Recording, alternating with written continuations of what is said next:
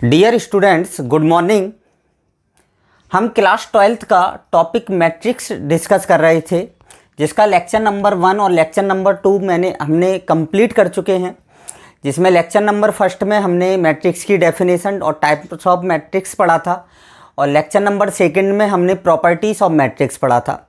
आज lecture number 3 में हम ऑपरेशन ऑफ मैट्रिक्स डिस्कस करेंगे। ऑपरेशन ऑफ मैट्रिक्स में मैट्रिक्स का एडिशन, सब्ट्रैक्शन, मल्टीप्लिकेशन कैसे करते हैं। सो आप प्लीज़ ध्यान से देखें। Operation of matrix.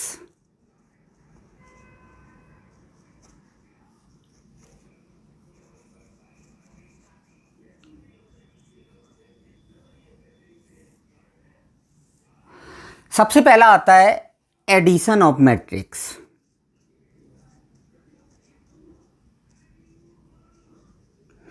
Addition of matrix. Matrix का योग। मैट्रिक्स का योग कैसे करते हैं?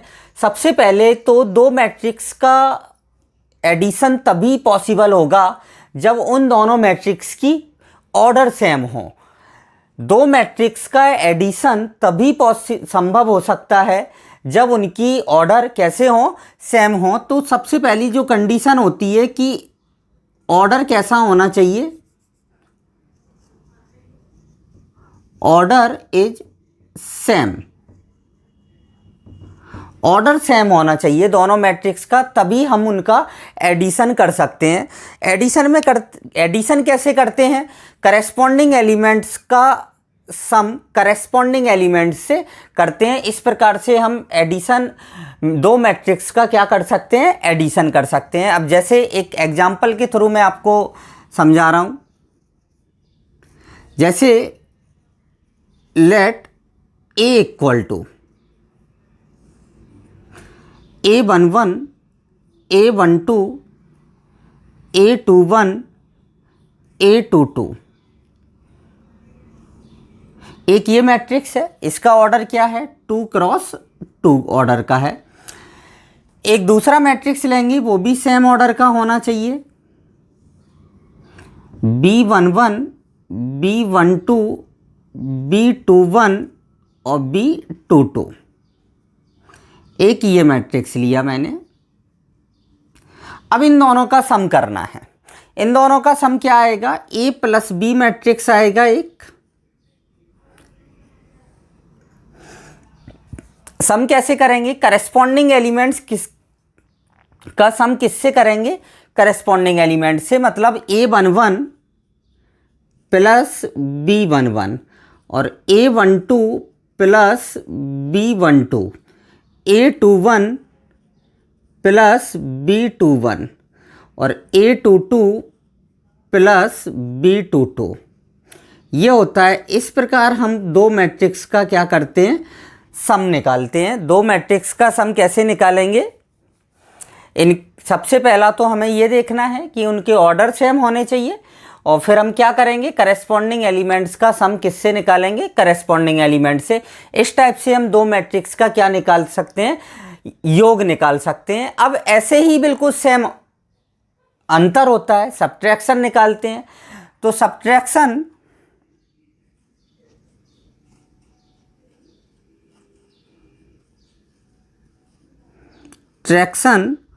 Of matrix. इसके लिए भी कंडीशन होती है कि दोनों मैट्रिक्स का ऑर्डर कैसा होना चाहिए, सेम होना चाहिए। और करेस्पॉन्डिंग एलिमेंट्स का सब्ट्रैक्शन किससे करते हैं, करेस्पॉन्डिंग एलिमेंट से। तो अगर हम इसी एग्जांपल से सब्ट्रैक्शन को डिफाइन करें तो कैसे करेंगे कि A में से हमें B को घटाना है। A मैट्रिक्स में से किसको घटाना है, B मैट्रिक्स को घटाना है। तो A माइनस B कैसे निकालेंगे? A minus B equal to A11 minus B11, A12 minus B12, A21 minus B21 और A22 माइनस B22। इस टाइप से हम दो मैट्रिक्स का क्या कर सकते हैं, सब्ट्रैक्ट कर सकते हैं, उनका अंतर निकाल सकते हैं दो मैट्रिक्स का। तो क्या एडिशन में क्या कंडीशन है, केवल ऑर्डर सेम होना चाहिए, करेस्पॉन्डिंग एलिमेंट्स में ऐड होगा, और सब्ट्रैक्शन में करेस्पॉन्डिंग एलिमेंट्स से करेस्पॉन्डिंग एलिमेंट्स को सब्ट्रैक्ट किया जाएगा। अब हम बात करते हैं properties of addition of matrix. कुछ कंडीशंस होती हैं एडिशन ऑफ मैट्रिक्स के लिए, तो इन पे हम डिस्कस करते हैं अभी।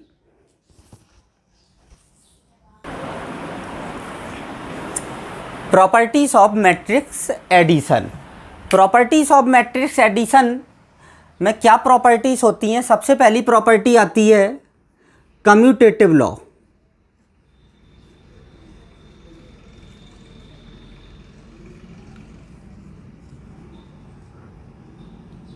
कम्यूटेटिव लॉ से क्या है निष्कर्ष? कम्यूटेटिव लॉ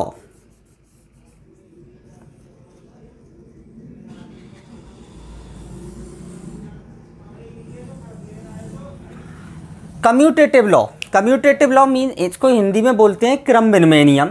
कम्यूटेटिव लॉ क्या होता है कि दो मैट्रिक्स का एडिशन कम्यूटेटिव लॉ को फॉलो करता है। मतलब दो मैट्रिक्स का योग क्रम विनिमय नियम का क्या करता है? पालन करता है। इसे हम बोलते हैं commutative law, a plus B equal to B plus A. दूसरा आता है एसोसिएटिव लॉ।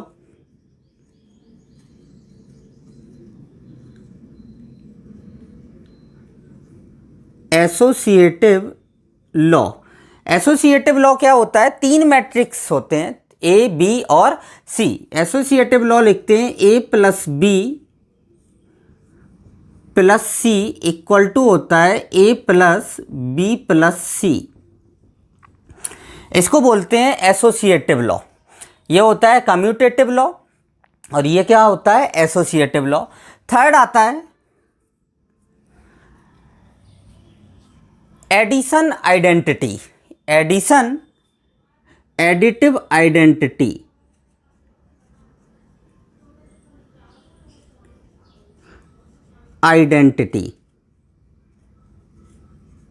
एडिटिव आइडेंटिटी से मतलब क्या है कि ऐसा कोई मैट्रिक्स जिसका किसी भी मैट्रिक्स से योग करें तो उस मैट्रिक्स पर कोई भी परिवर्तन ना हो, इसको बोलते हैं हम एडिटिव आइडेंटिटी।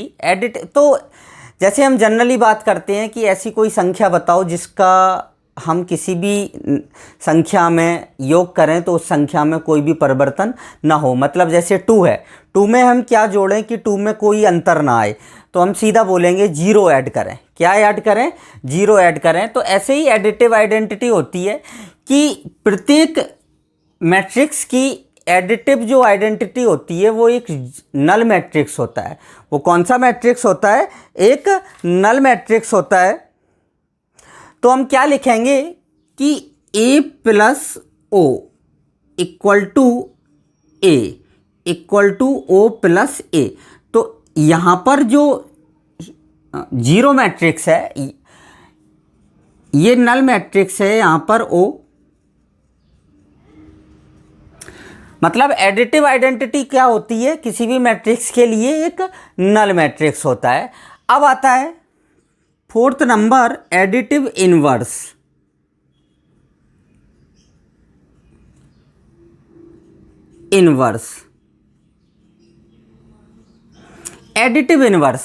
एडिटिव आइडेंटिटी को बोलते हैं योज्य तत्समक। हिंदी में बोलें तो योग का तत्समक, और एडिटिव इनवर्स को क्या बोलेंगे? योज्य प्रतिलोम बोलते हैं।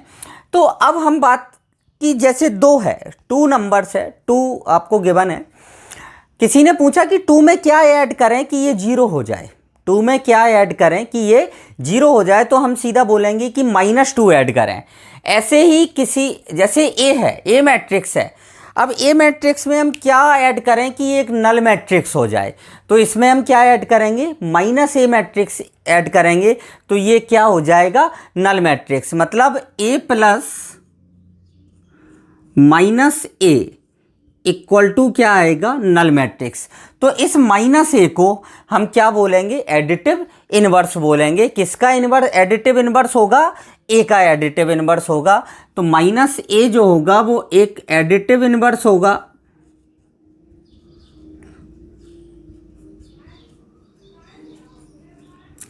और O यहाँ पर क्या होगा, नल मैट्रिक्स होगा, शून्य मैट्रिक्स। ये होती हैं प्रॉपर्टीज ऑफ मैट्रिक्स एडिशन। अब हम थर्ड जो ऑपरेशन है मैट्रिक्स का वो है मल्टीप्लाई। मल्टीप्लाई अच्छा ऑपरेशन है, तो इसको आप ध्यान से देखें और ये नोट करें।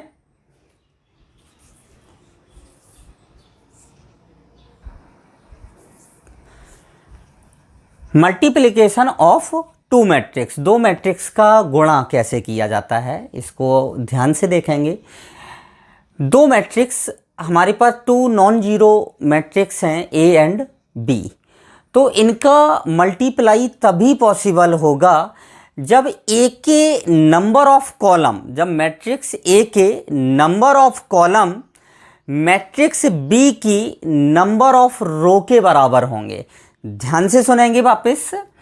दो मैट्रिक्स ए, दो अशून्य मैट्रिक्स ए और बी हैं, तो दो मैट्रिक्स का मल्टीप्लाई, ए और बी का मल्टीप्लाई तभी संभव होगा जब ए के स्तंभों की संख्या बी के पंक्तियों की संख्या के बराबर होगा। ए के स्तंभों की संख्या बी के किसके बराबर होगा, पंक्तियों की संख्या के बराबर होगा, तभी उन दोनों मैट्रिक्स का मल्टीप्लाई पॉसिबल होगा, अदरवाइज नहीं होगा। जैसे मैंने एक मैट्रिक्स ए है, ए आई जे, ये m क्रॉस n ऑर्डर का है, m क्रॉस n का है, और b कोई मैट्रिक्स है बी आई जे, ये n क्रॉस p ऑर्डर का है। तो सबसे पहला दो मैट्रिक्स ए और बी का मल्टीप्लाई तभी संभव होगा जब इसके नंबर ऑफ कॉलम बी के नंबर ऑफ रो के कैसे होंगे, इक्वल होंगे। देखो n यहाँ भी है, इसमें कितने स्तंभ हैं, n हैं, और इसमें रो कितनी हैं, n हैं। तो अब इनका मल्टीप्लाई पॉसिबल होगा। इनका मल्टीप्लाई क्या आएगा, एक ए बी मैट्रिक्स आएगा, a इंटू बी मैट्रिक्स, सी आई जे ले लिया मैंने, और इसका ऑर्डर क्या होगा, इसका भी एक फिक्स ऑर्डर होता है, m क्रॉस p ऑर्डर का होगा। कितने ऑर्डर का होगा, m क्रॉस p ऑर्डर को होगा, ये फिक्स है। अगर ये नहीं आ रहा है आपका तो कहीं ना कहीं आपने मल्टीप्लाई में मिस्टेक की है।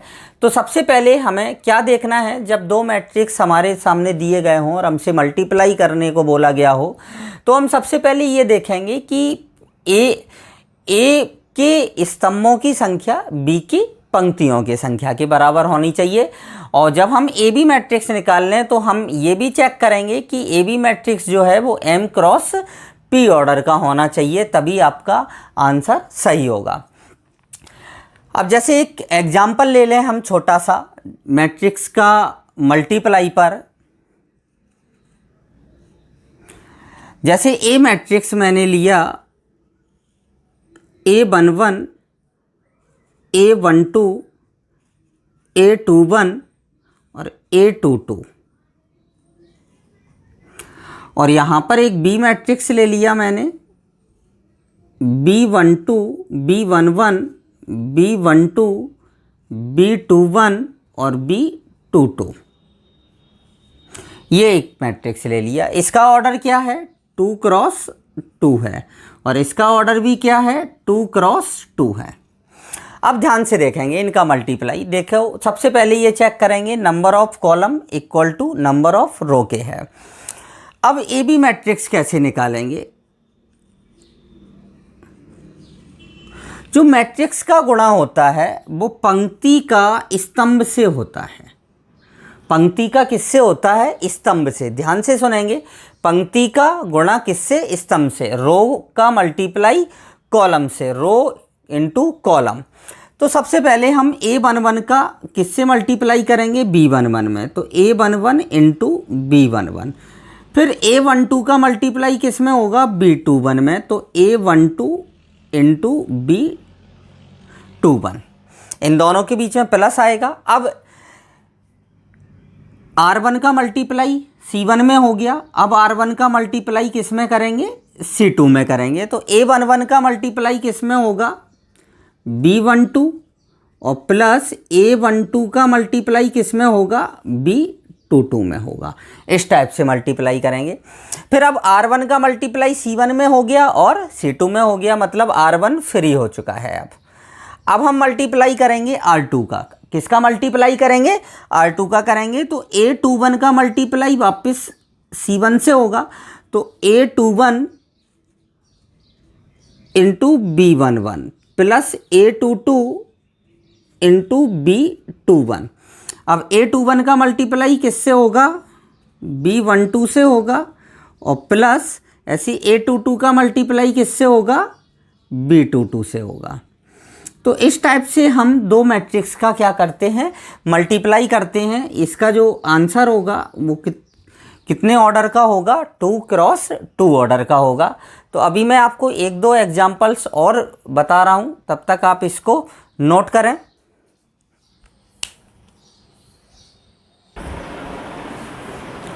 सेकंड एग्जांपल, जब A मैट्रिक्स ये गिवन है आपको और B मैट्रिक्स ये गिवन है। इस टाइप का क्वेश्चन आपके 3.2 एक्सरसाइज में भी है। इस टाइप के मैट्रिक्स का क्या करा रहे हैं, मल्टीप्लाई किया जा रहा है। तो देखिए आप, जैसे ये मैट्रिक्स A है, इसका ऑर्डर क्या है, 1 क्रॉस 3 है, और B मैट्रिक्स है, ये इसका ऑर्डर क्या है, 3 क्रॉस 1 है। तो सबसे पहले number of column equal to किसके होना चाहिए, नंबर ऑफ रो के होना चाहिए, वो है। अब फाइनली आंसर किस ऑर्डर का आएगा, 1 cross 1। 1 cross 1 means only 1 element आएगा इनके मल्टीप्लाई में। तो अब ए बी जैसे मैंने निकाला, ए बी इक्वल टू, इसका मल्टीप्लाई इसमें करेंगे, तो रो का मल्टीप्लाई किससे होता है, कॉलम से। रो का मल्टीप्लाई किससे होगा, कॉलम से होगा। तो क्या आएगा, A11 का मल्टीप्लाई किससे होगा, B11 से, प्लस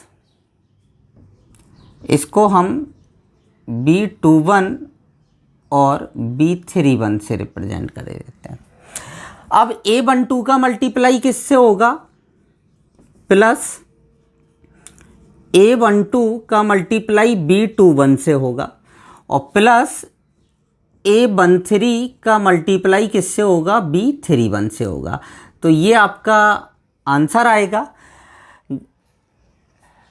ये इसका ऑर्डर कितना होगा, 1 क्रॉस 1 होगा। अगर इसका हम रिवर्स निकालें तो इसी का ही हमने ए बी निकाला है, अब हम क्या निकालते हैं, बी ए निकालते हैं। बी ए अगर आप निकालते हैं तो बी मैट्रिक्स को पहले लिखेंगे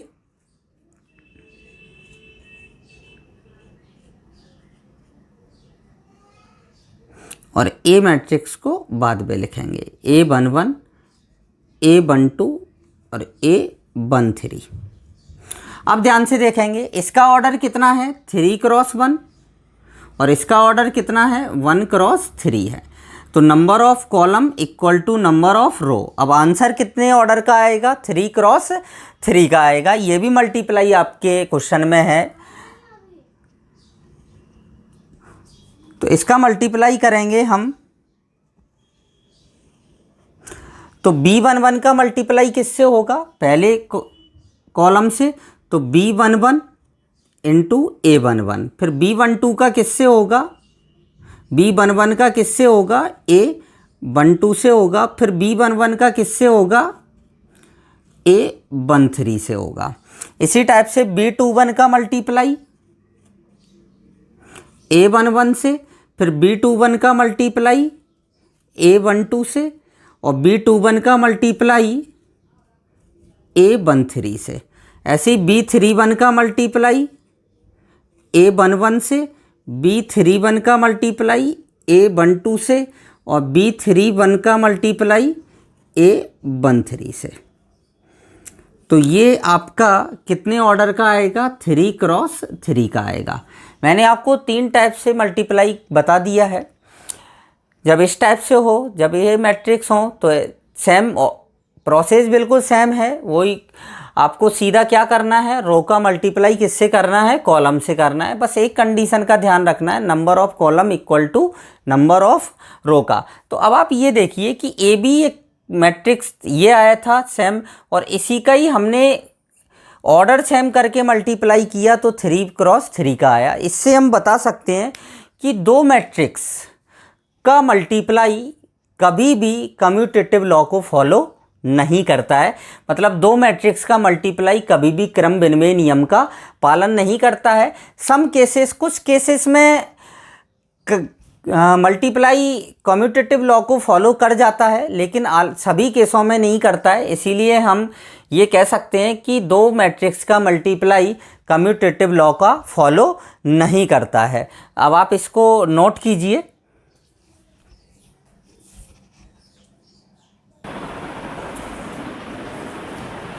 property of matrix multiplication.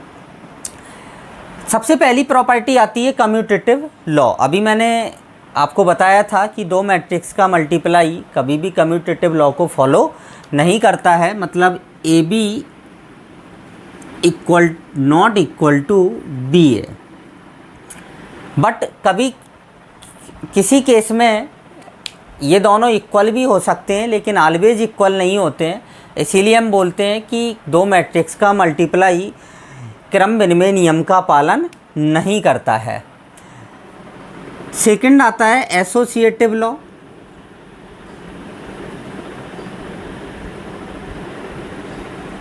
Associative law के लिए 3 मैट्रिक्स होने चाहिए आपके पास। A into B C equal to होता है ए बी इंटू सी। मतलब 3 मैट्रिक्स का मल्टीप्लाई एसोसिएटिव लॉ को फॉलो करता है। नेक्स्ट आता है थर्ड नंबर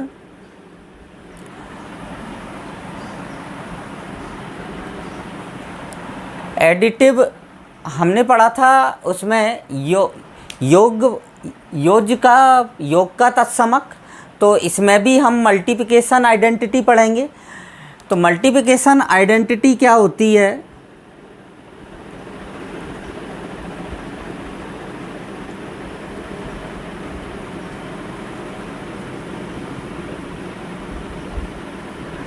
मल्टीप्लिकेशन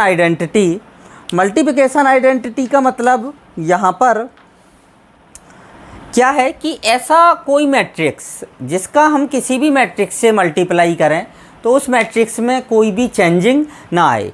या हम सीधा बोलें कि जैसे कोई नंबर हमें गिवन है और किसी ने कहा कि जैसे 3 गिवन है और पूछा कि भाई इसमें किससे मल्टीप्लाई करें 3 में कोई चेंजिंग नहीं आए, तो हम क्या बोलेंगे, यूनिट। मतलब 1 से मल्टीप्लाई किया जाए, यूनिटी से मल्टीप्लाई किया जाए। तो वैसे ही हम जो जैसे ए मैट्रिक्स है तो ए मैट्रिक्स का मल्टीप्लिकेशन आइडेंटिटी क्या होगा, एक यूनिट मैट्रिक्स होगा। मल्टीप्लिकेशन आइडेंटिटी क्या होगा, एक यूनिट मैट्रिक्स होगा। मतलब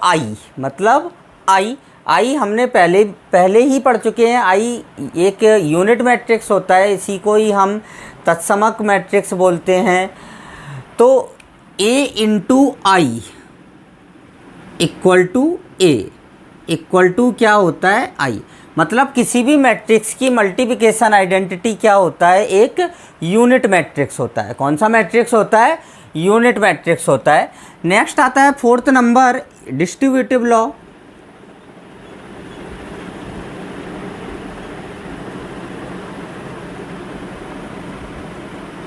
डिस्ट्रीब्यूटिव लॉ क्या होता है, A into B plus C equal to क्या आता है, A B plus A C.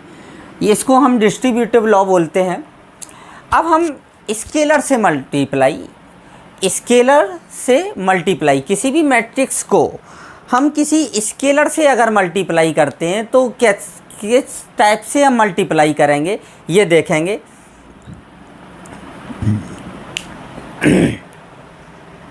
Scalar से मल्टीप्लाई, ये बेसिक डिफरेंस होता है मैट्रिक्स और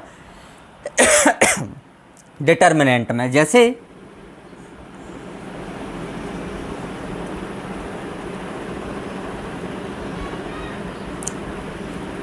प्रीकेशन, जैसे कोई मैट्रिक्स ए है, A11, A12, A21 और A22, इसको मैंने किसी स्केलर से मल्टीप्लाई किया, के से मल्टीप्लाई किया, तो इसके प्रत्येक एलिमेंट में के से मल्टीप्लाई हो जाएगा।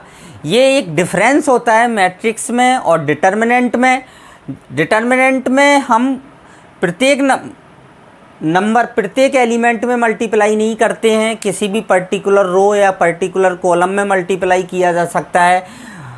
और मैट्रिक्स में हम अगर मैट्रिक्स से हम किसी भी एलिमेंट्स को कॉमन, किसी भी नंबर्स को अगर हम कॉमन लेते हैं तो वो हमें ईच एलिमेंट से लेना पड़ेगा, जबकि डिटर्मिनेंट में हम पर्टिकुलर रो या पर्टिकुलर कॉलम से भी कॉमन ले सकते हैं। तो ये एक बेसिक डिफरेंस होता है मैट्रिक्स में और डिटर्मिनेंट में। जैसे के से मल्टीप्लाई किया तो ये के A1, के A12, के A21 और के A22, ये इस टाइप से हम किसी भी स्केलर से मैट्रिक्स में क्या कर सकते हैं, मल्टीप्लाई कर सकते हैं। उसके प्रत्येक एलिमेंट में उस स्केलर से अदिश से मल्टीप्लाई हो जाएगा। अब हम 3.2 के कुछ क्वेश्चंस, अच्छे जो क्वेश्चंस हैं उनको डिस्कस करेंगे अभी, तो आप इसको नोट कर लें।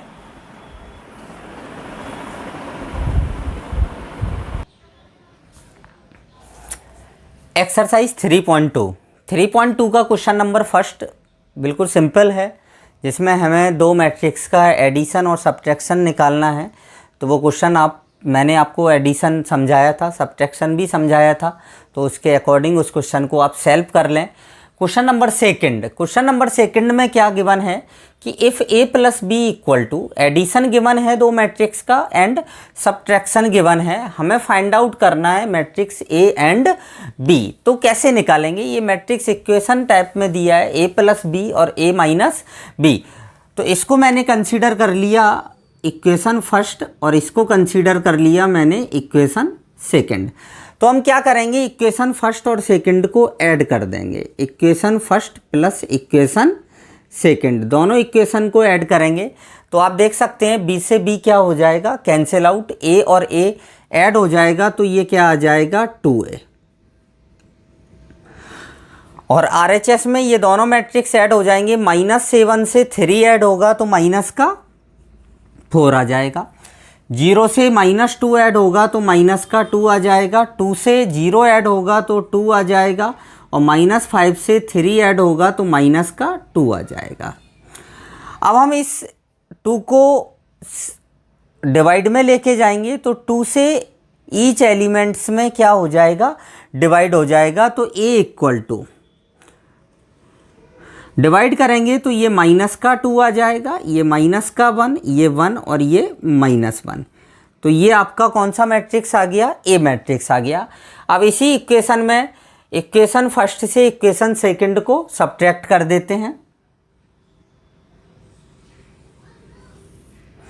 Equation first minus equation second, अगर सब्ट्रैक्ट करते हैं तो क्या आएगा, अब a से a कैंसिल आउट होगा, b और b ऐड हो जाएंगे तो 2b इक्वल टू। अब हम सब्ट्रैक्ट करेंगे, ध्यान से देखेंगे यहाँ पर थोड़ा सा माइनस का गलती हो सकती है, मिस्टेक। -7 से 3 सब्ट्रैक्ट करेंगे, मतलब -3 और -7 कितना हो जाएगा, माइनस का 10 हो जाएगा। 0 में से -2 सब्ट्रैक्ट करेंगे तो +2 आएगा। कितना आएगा, +2 आएगा। 2 से 0 सब्ट्रैक्ट करेंगे तो 2 आएगा और -5 से 3 सब्ट्रैक्ट करेंगे तो माइनस का कितना आएगा, 8 आएगा। अब 2 से डिवाइड कर दो, -5 और ये -4, ये आपका क्या आ गया, आंसर आ गया। तो इस टाइप से हम इस तरीके के जितने भी क्वेश्चंस होंगे इसी मेथड से हम उनको सॉल्व करेंगे। आप क्वेश्चन नंबर 2 क्वेश्चन नंबर 2 मैंने कर दिया है। क्वेश्चन नंबर 1 बहुत ही सिंपल क्वेश्चन है, उसको आप सेल्फ ट्राई करेंगे। क्वेश्चन नंबर 3 में भी हमें ए मैट्रिक्स और बी मैट्रिक्स दिया है। Condition a + 2b + c = null matrix है, तो ईजिली हम उस क्वेश्चन को भी कर सकते हैं। तो आप इसको नोट करें पहले।